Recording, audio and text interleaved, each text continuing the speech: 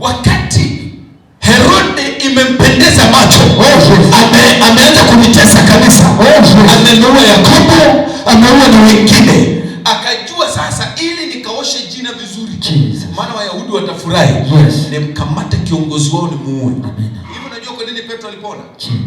Yesu alimwambia Petro hivi, Shetani amepanga kuwapepeta ninyi kama ngano, ila wewe nimekuombea ili utakapoongoka ukawasaidie na ndugu zako.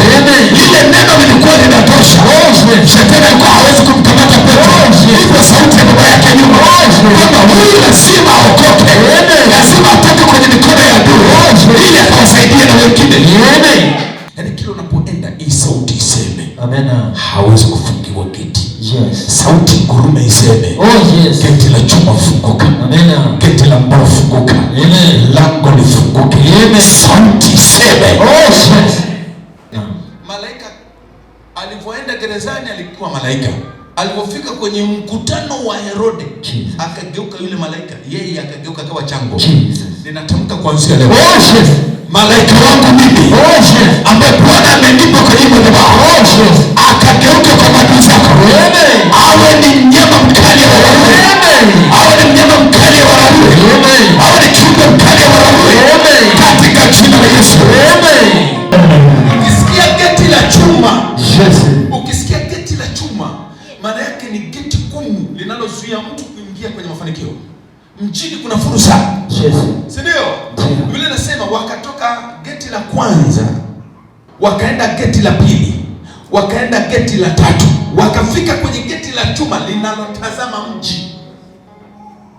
Geti la chuma linalotazama nini? Mji. Kuna wakati ambao unataka kuingia kwenye mafanikio yako, kuingia kwenye fursa, kuingia kwenye baraka, kuingia kwenye mzunguko. Mara nyingi kuna kuwaga na geti la chuma. Bwana Yesu asifiwe. Amen. Geti la chuma, mwambie mwenzako geti la chuma. Leo linafunguka kwa jina la Yesu. Leo linafunguka kwa jina. Sema geti la chuma. Geti la chuma.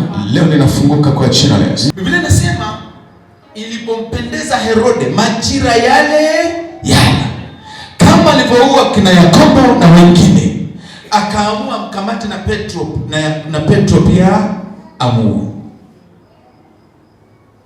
Haleluya. Hivi unajua kuna maroho yaliyotesa familia yako yanaamini kama yalivyomsumbua kaka yako yatafanikiwa na kwako. Si ndio? Kama yalivyoua ndugu zako, walivyoua biashara zao, yalivyoharibu ndoa zao, yalivyoharibu huduma zao, yanaamini yataharibu na ya kwako. Lakini leo ninatamka kwa jina la Yesu, Bwana atume malaika nyumbani kwako, atume kwa watoto wako, atume kwako, kazini kwako, kwenye biashara yako. Bwana atume malaika. Kila kifungo ulichokufunga, kifungo kifunguke. Kila kifungo kikuachie.